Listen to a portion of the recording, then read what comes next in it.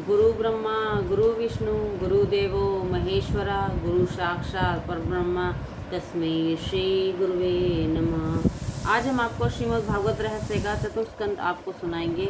उससे पहले अपने परम पिता परमात्मा को याद करते हुए उनका उस हर चीज़ के लिए धन्यवाद करेंगे जो उन्होंने हमें दी है। हे परम पिता परमात्मा, हे दीनानाथ, आपने जो भी मुझे आज तक दिया है, जो कि मेरे लिए सही है, उस हर चीज़ के लिए मैं आपको धन्यवाद करती हूँ या करता हूँ। और मेरे जीवन में जितनी भी चीज़ों का, जितने भी इंसानों का आपने चुनाव किया है, वो सब मुझे स्वीकृत है, स्वीकारती हूँ उस चीज़ को। और परमपिता परमात्मा, मैं आपके बताए हुए हर मार्ग पर निडर होकर चलूँ, मुझ पर अपना इतना आशीर्वाद बनाए रखना। जय श्री कृष्ण।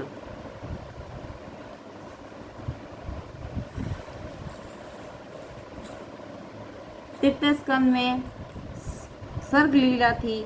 इस चौथे स्कंद में विसर्ग लीला है। पुरुषार्थ 4 है, धर्म अर्थ काम और मोक्ष। अतः चौथे स्कंद में 4 प्रकरण हैं, धर्म अर्थ काम और मोक्ष। धर्म प्रकरण में 7 अध्याय हैं। 7 प्रकार की शुद्धि होने पर धर्म की सिद्धि होती है।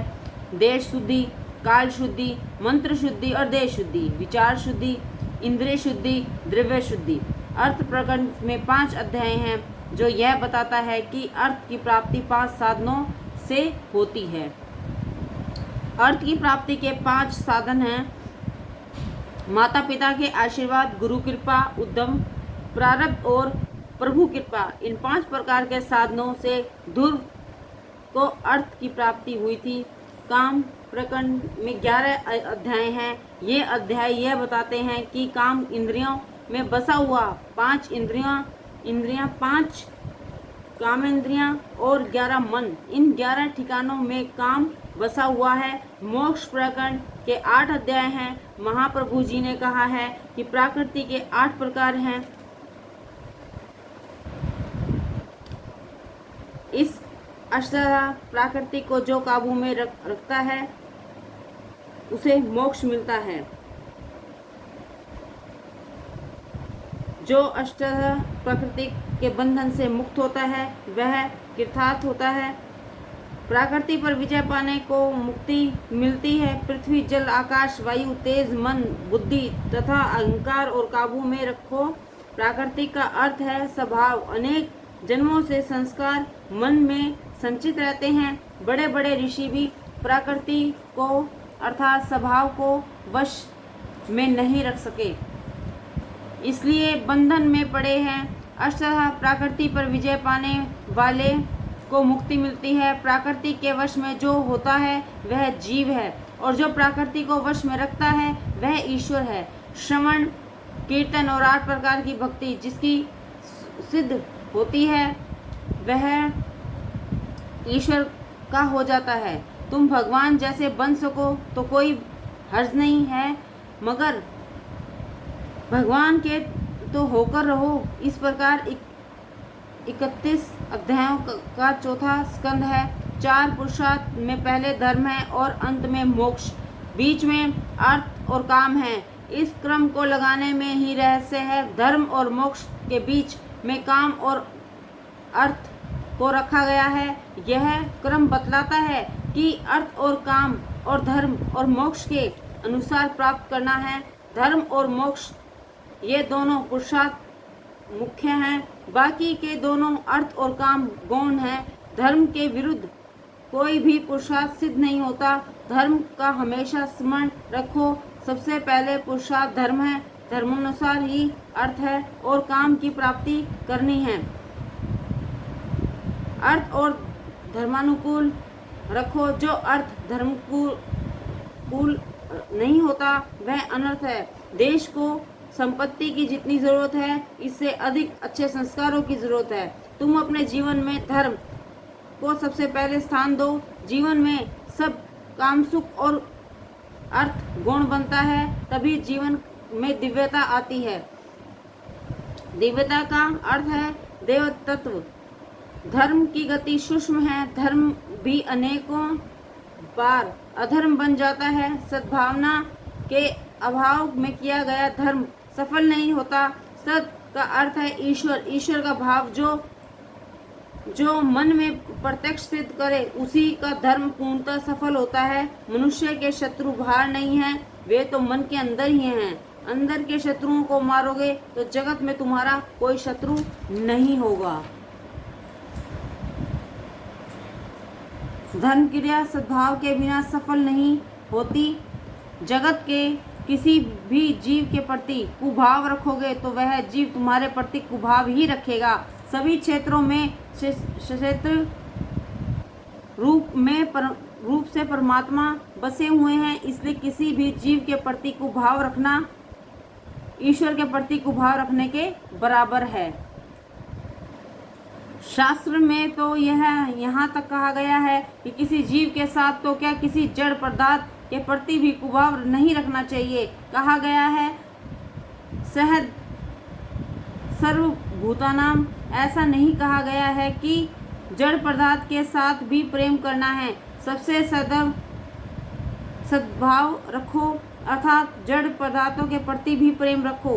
भाव शुद्धि सबसे बड़ा तप है। मानव जीवन तप के लिए ही है। जगत के किसी भी जीव के प्रति वैर मत रखो। शुद्ध भावना से रहित किया गया सत्कर्म भी किसी काम का नहीं होता, उसे कई बार धर्म भी अधर्म बन जाता है। सत्कर्म करने में यदि हेतु शुद्ध नहीं हो तो सत्कर्म भी पाप बन जाता है। दक्ष प्रजापति ने शिवजी के प्रति कुभाव रखा, अतः उसका धर्म अधर्म में बदल गया। उसका यक्ष उसको ही मारने वाला हो गया। प्रत्येक मनुष्य के प्रति सद्भाव रखने से कार्य सफल होता है, सबका कल्याण हो, यही सत्य है और सत्कार्य है। सद्भाव का अर्थ ईश्वर का भाव। सब में जो ईश्वर का भाव रखता है वह सुखी होता है, उसका धर्म भी सफल होता है। किसी भी जीव में कुभाव रखने वाले का धर्म सफल नहीं होता। महाभारत में हम देखते हैं कि श्री कृष्ण कई बार अधर्म करते हैं, किंतु उनके मन में सबके लिए सद्भाव होता है, इसलिए उनका अधर्म भी धर्म बन जाता है। महाभारत में कर्ण पर्व में, द्रोण पर्व में इसी विषय में दृष्टांत मिलते हैं। कर्ण पर्व में कहा गया है कि जिस समय कर्ण अपने रथ का पहिया जमीन से निकाल रहा था और निशस्त्र था, उसी समय भगवान ने अर्जुन से कहा कि तू इस कर्ण को मार। धर्म कहता है, युद्ध शास्त्र के नियम हैं कि जब शत्रु निशस्त्र हो तो उस समय उस पर प्रहार न करो। अतः अर्जुन को मुझ पर प्रहार नहीं करना चाहिए। तब श्री कृष्ण कर्ण से कहते हैं, कर्ण, तुमने आज तक धर्म का कितना पालन किया है? तुमने स्वयं तो धर्म का पालन किया नहीं, दूसरों को धर्म पालन करने का उपदेश देते हो। भरी सभा में द्रौपदी का अपमान किया गया, उस समय तुम्हारा धर्म कहाँ गया था? इसी प्रकार द्रोण पर्व में कथा आती है, द्रोणाचार्य पांडव सेना का विनाश कर रहे थे। श्री कृष्ण ने सोचा यह बुढ़ा मरेगा नहीं तो अनर्थ होगा।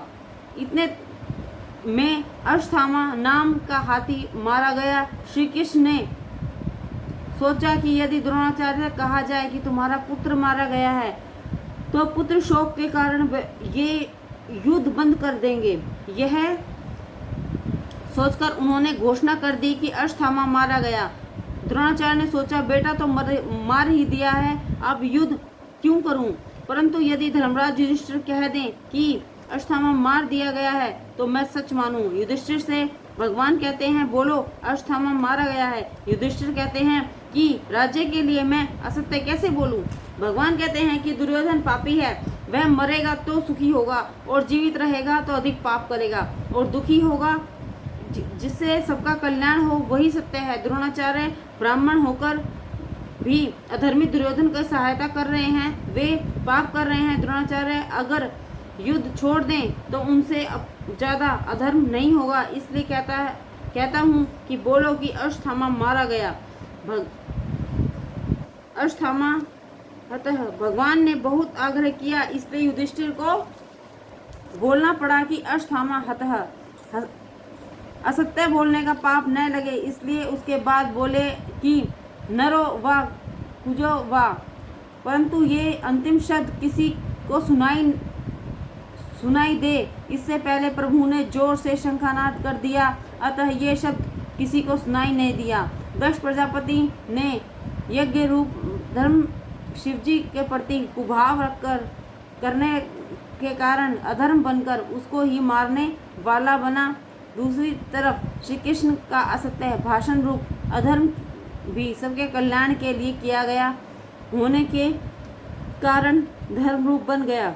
सत्कर्म करते समय भाव शुद्ध रखो, हृदय शुद्ध रखो। शुद्ध भाव रखना ही सबसे बड़ा तप है। इसलिए तो यह मंत्र बोलकर प्रत्येक सत्कर्म का प्रारंभ किया जाता है। सबके प्रति सद्भाव रखो, सबको सद्भाव से देखो। सद्भाव के बिना किया हुआ सत्कर्म सफल नहीं होता।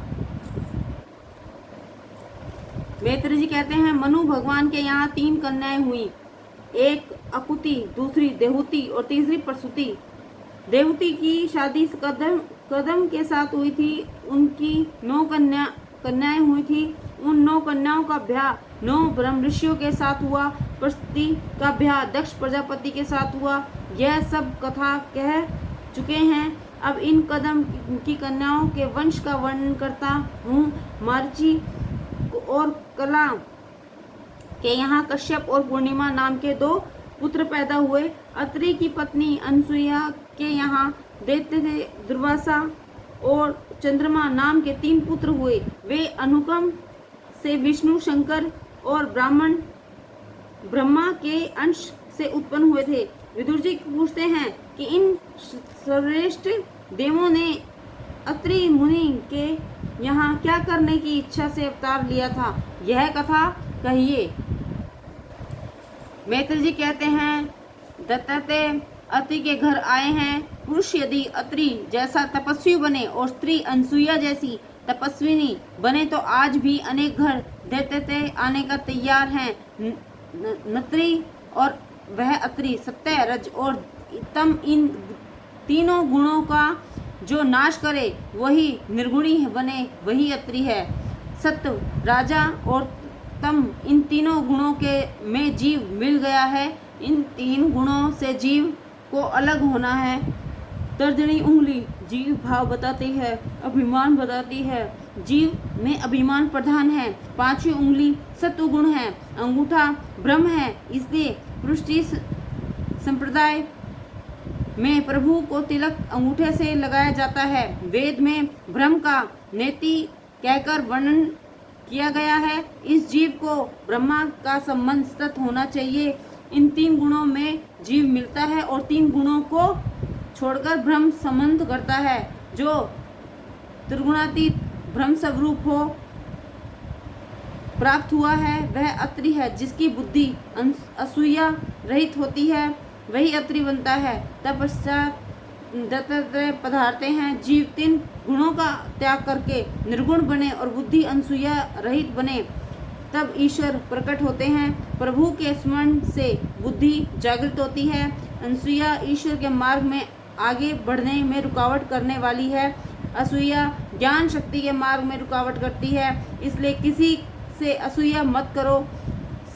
जब बुद्धि असूया बनती है तब वह ईश्वर का चिंतन कर सकती है। अनसूया महान पतिव्रता है। एक बार देवऋषि नारद कैलाश में आए। शंकर समाधि में थे। पार्वती जी पूजन कर रही थी। पार्वती जी ने नारद जी को प्रसाद दिया। नारद जी कहते हैं कि लड्डू बहुत सरस है, आज आपके हाथ का प्रसाद मिला है, परंतु उस अनसुईया के घर के लड्डू आपके घर के लड्डू से श्रेष्ठ हैं। पार्वती जी पूछती हैं कि ये अनसुईया कौन है नारद जी। नारद जी कहते हैं कि आप पतिव्रता हैं, मगर अनसुईया महान पतिव्रता है। पार्वती जी के मन में ईर्ष्या उत्पन्न हुई। अनसुईया मुझसे भी बढ़कर है। शंकर जब समाधि से जागे तो पार्वती जी ने वंदन किया। घर के आदमी बहुत वंदन करें तो समझ लेना कि गड्ढे में उतरने की तैयारी है। शंकर जी ने पूछा, देवी क्या बात है? पार्वती जी ने कहा, किसी भी प्रकार से अनसुईया की का पतिव्रत भंग हो, ऐसा करो। शिव जी कहते हैं, जो दूसरों का बुरा करने की इच्छा करता है उसका ही बुरा होता है, इसमें कल्याण नहीं है। देवी, परंतु तेरी इच्छा है तो प्रयत्न करूंगा। इस ओर नारद जी बैकुंठ में आए, लक्ष्मी जी से मिले। उन्होंने नारद जी से पूछा कि आज इतने आनंद में क्यों हैं? नारद जी कहते हैं कि बैकुंठ की महिमा तो पहले ही थी, परंतु अब तो अनसुईया के आश्रम के सिवा कहीं भी जाने की इच्छा नहीं होती। मैं उनके आश्रम में आ रहा हूँ, अतः अति आनंद में हूँ। लक्ष्मी जी पूछती हैं कि यह अनसुईया है कौन? नारद जी कहते हैं कि वह महान पतिव्रता है। लक्ष्मी जी ने श्री विष्णु जी से कहा कि आप कुछ ऐसा करो कि जिससे अनसुईया का पतिव्रत भंग हो। पार्वती का अर्थ है बुद्धि, बुद्धि विद्या में मत्सर है। लक्ष्मी जी का अर्थ है द्रव्य, द्रव्य में ईर्ष्या अर्थात असूया रहती है। ब्राह्मणी रजोगुण है। सावित्री ने भी इसी प्रकार ब्रह्मा जी से विनती की। शंकर, विष्णु, ब्रह्मा तीनों देवता चित्रकूट में एक साथ मिले।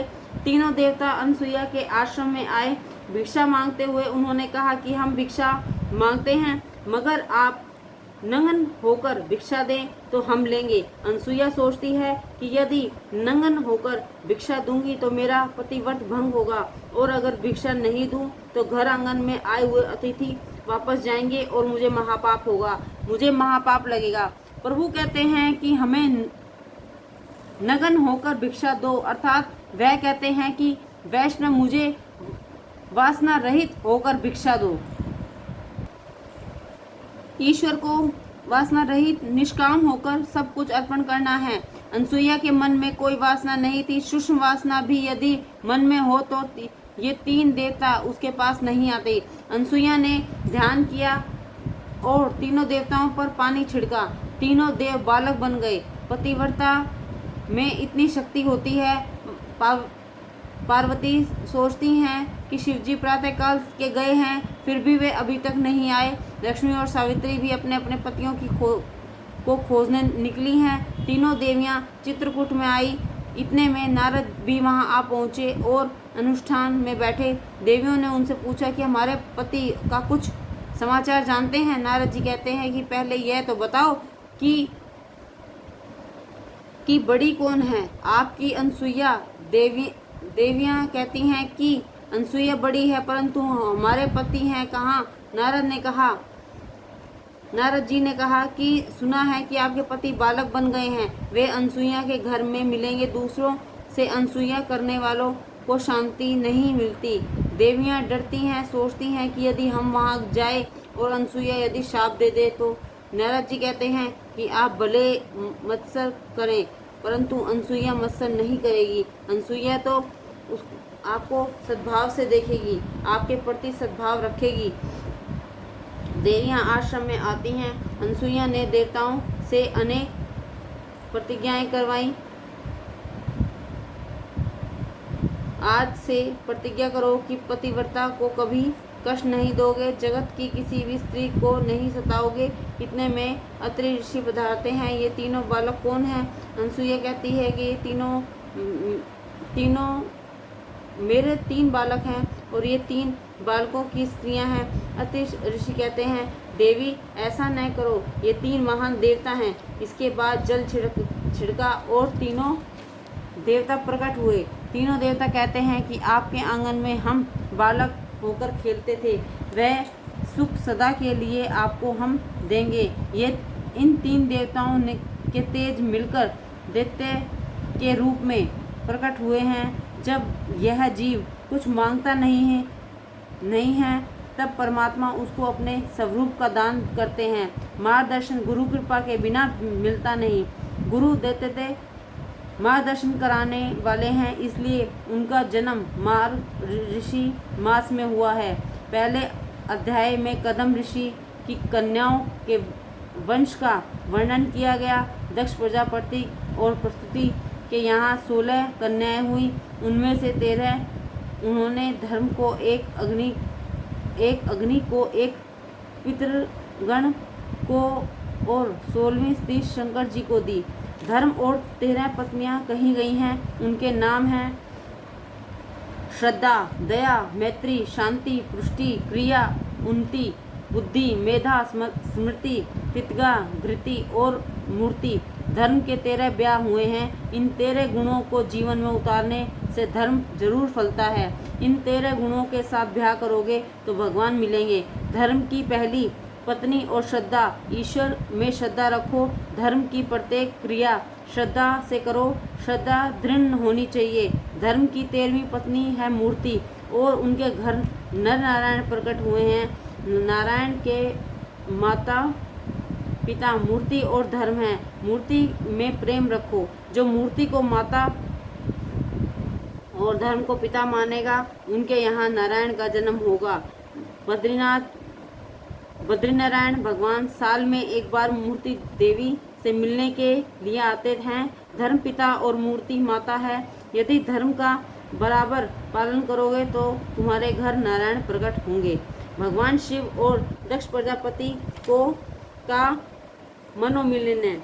दक्ष प्रजापति की छोटी कन्या सती का विवाह शिवजी के साथ हुआ। दक्ष प्रजापति ने शिवजी का अपमान किया, इसलिए सती ने अपना शरीर यज्ञ में भस्म कर दिया। भगवान शंकर महान हैं।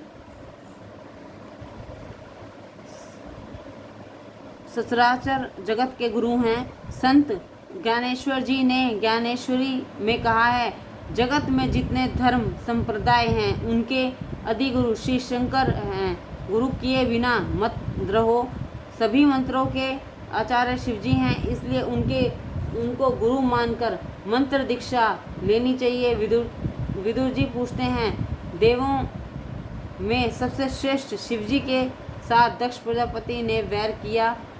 इस बात को सुनकर बहुत आश्चर्य होता है। यह कथा मुझे विस्तार में सुनाइए। मैत्री जी कहते हैं, प्राचीन काल में प्रयागराज में बहुत बड़ा ब्रह्मसत्र हुआ था। त्रिगेही का योग जब होता है तब कुंभ होता है। गुरुड़ जब अमृत लेकर जा रहा था तब चंद्र, सूर्य और गुरु इन तीनों में अमृत कुंभ की रक्षा की थी। ज्ञान और भक्ति जब मिलते हैं तब मानव समाज में सुख और शांति होती है। प्रयागराज में बड़ा ब्रह्मसत्र हुआ। सभा में शिवजी अध्यक्ष के स्थान पर थे। उस समय दक्ष प्रजापति वहां आए। जहां भी मनुष्य बैठा हो वहीं भक्ति करे, वह उत्तम भक्त है। शिवजी महाराज भगवान नारायण का ध्यान कर रहे थे। सभा में कौन आया और कौन गया इसका उनको भान नहीं था। दक्ष वहां आए। दूसरे देवों ने उठाकर उनका सम्मान किया, परंतु शिवजी खड़े नहीं हुए। उस समय क्रोध में आकर दक्ष ने शिवजी की निंदा की। दक्ष बोला, शिव सर्वेश्वराचारी या गुणहीन है। शिवपुराण में कथा है, शंकर और पार्वती की शादी हो रही थी। विवाह के समय 3 पीढ़ी का वर्णन करना पड़ता है। शिवजी ने कहा कि अपने पिता का नाम बताइए। शिवजी सोच में पड़ गए। मेरे पिता कौन हैं? महारुद्र शिव का जन्म नहीं है। नारद जी कहते हैं, बोलो, मेरे पिता ब्रह्मा हैं। शिवजी ने कहा, मेरे पिता ब्रह्मा हैं। फिर पूछा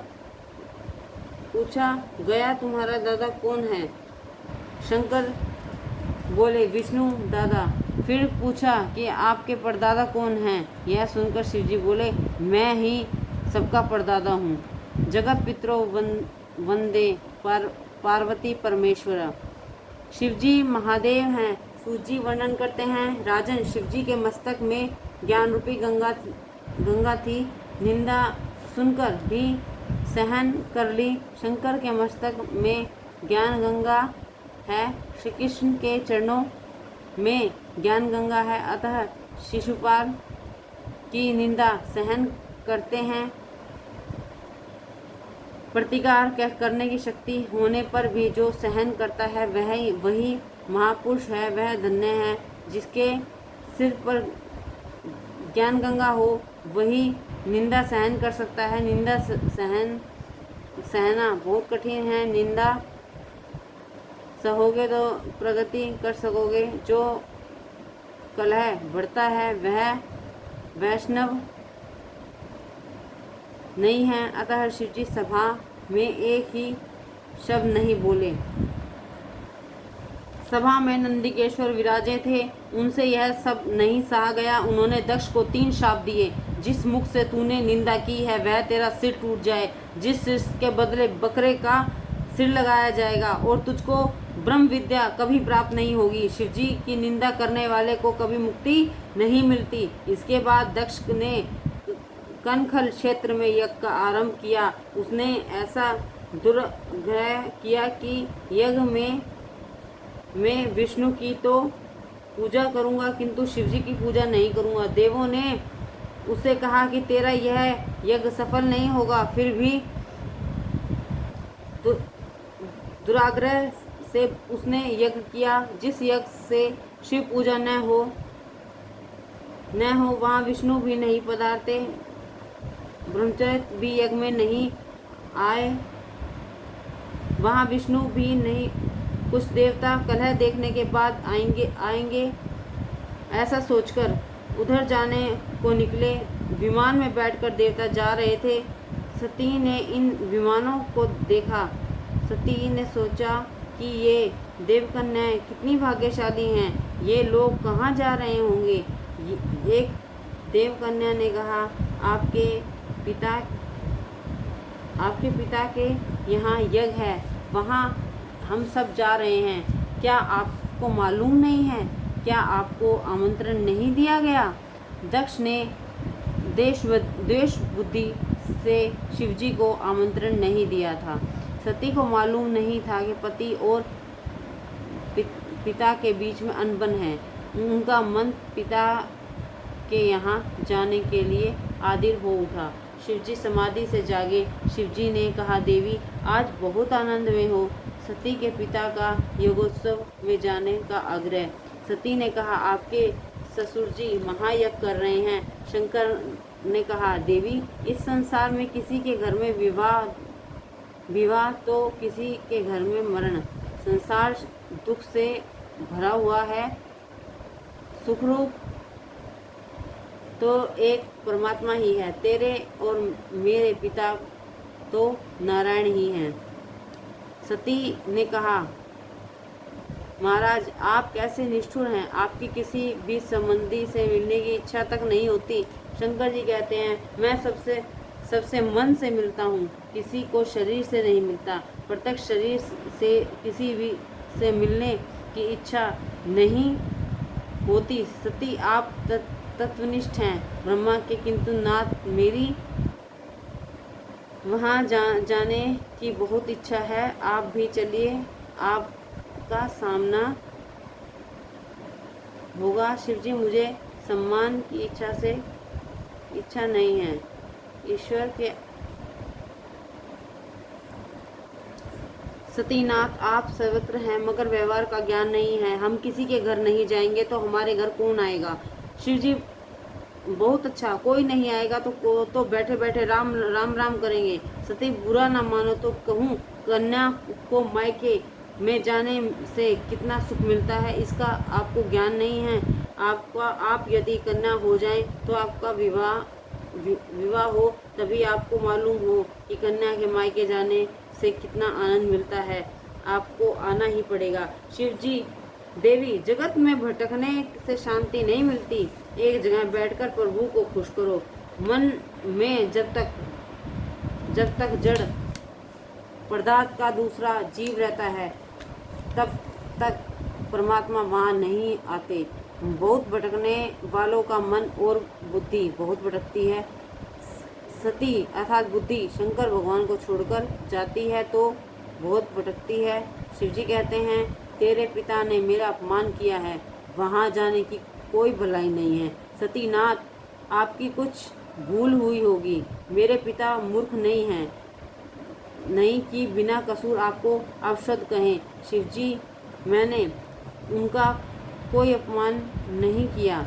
शिवजी ने यज्ञ प्रसंग कहा सुनाया। सती चरित्र से पितृ स्नेह और पति निष्ठा को खींचतान है।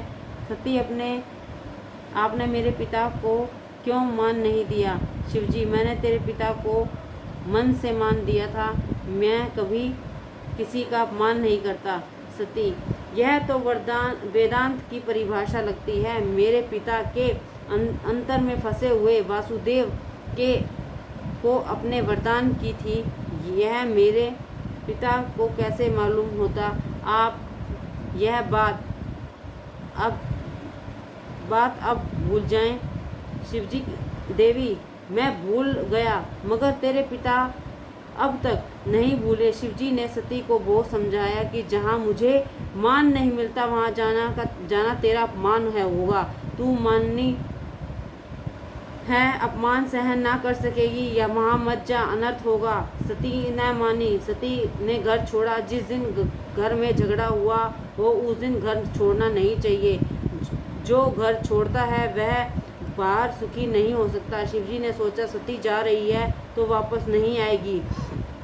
शिवजी ने अपने गणों को आज्ञा दी कि तुम साथ जाओ। सुखदेव जी वर्णन करते हैं, राजन, शिवगण आ गए। उन्होंने कहा, माँ तुम चलकर जाओ, यह ठीक नहीं है। सती नंदेश्वर पर सवार हो गई। सती को बहुत जल्दी जाना था, इसलिए व्यास जी ने रास्ते का वर्णन नहीं किया। सती जी यज्ञमंडल में पधारती हैं। वह शंकर जी के अर्धांगिनी हैं। सारा जगत उनका सम्मान करता है। ऋषि मुनि भी उनका सम्मान करते हैं, मगर स्त्री सती को इससे संतोष नहीं हुआ। आदिशक्ति जगदम्बा ने दक्ष को प्रणाम किया। सती को देखकर दक्ष क्रोधित हुआ। यह गर्भा क्यों इधर आई है? और यह कहकर उसने मुंह फेर लिया। दक्ष नहीं, अर्दक्ष है। शिवममीन स्तोत्र में लिखा है। सिद्धार्थ स्वामी ने कहा, क्रिया दक्ष अपि अदक्ष मूर्ख। दक्ष क्रिया दक्ष नहीं अपितु क्रिया अदक्ष था। सती ने देखा कि यज्ञ में सब देवताओं को यज्ञ भाग दिया गया है, परंतु शिवजी का नहीं दिया गया है। शिवजी के लिए आसन भी नहीं रखा गया है। आज ईशान दिशा खाली थी। दक्ष प्रजापति ने सती का अपमान किया और वह सती न सहन कर सकी, परंतु सती ने अपने पति का अपमान न सहा गया। सती को बहुत दुख हुआ। जगदम्बा क्रोधित हुई, सिर पर बंधी हुई फूलों की वेणी भी छूट गई। यह देखकर देवता माता जी को वंदन करने लगे और बोले, माता जी क्रोध न कीजिए। सती कहती है कि आप घबराइए नहीं, अब मैं क्रोध अपने शरीर पर करूंगी। इस शरीर से मैंने अपने पाप किया है, पति की आज्ञा को मैंने भंग किया है। इस शरीर को अब मैं जला दूंगी। सभा में जगदम्बा ने तेरे श्लोकों से भाषण दिया। अरे तेरे जैसा विषय शिव तत्व को क्या जानेगा? जो शरीर को आत्मा मानता है वह शिव तत्व को क्या जाने? बड़े बड़े देवता शिव के चरणों का आश्रय लेते हैं। शिव कृपा बिना कृष्ण भक्ति सफल नहीं होती। प्रवृत्ति निवृत्ति से परे होकर स्वरूप में मगन रहने वाले शिवजी पर ब्रह्म परमात्मा है। मुझे दुख हो रहा है कि शिवनिंदा करने वाले दक्ष की मैं पुत्री हूँ। जय श्री कृष्ण।